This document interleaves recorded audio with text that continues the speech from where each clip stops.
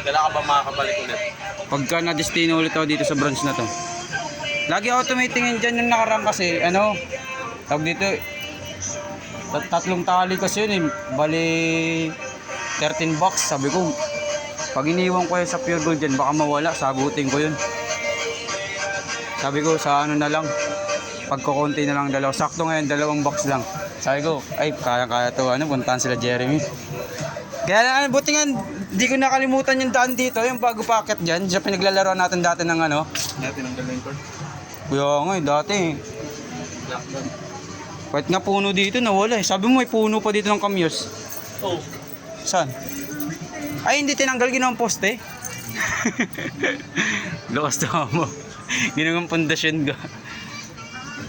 Naalala ko dati, bata pa tayo, pinapapak natin to eh. Tatambay tayo dito sa likod, may asin, ngata ng kamyas. Ay dito, birthday ni Darren. Malapit lang naman to sa Tondo eh. 2 sakay, ay 3 sakay lang. Sila doon nakaraan eh. Pierre.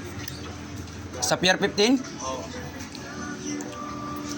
Malapit lang kasi yan eh. And ano. Medyo parang bumaba nga lang yung lupa dito. May daan dito sa baba na to?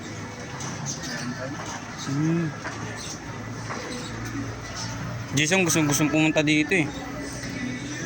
Laki ng pinagbago.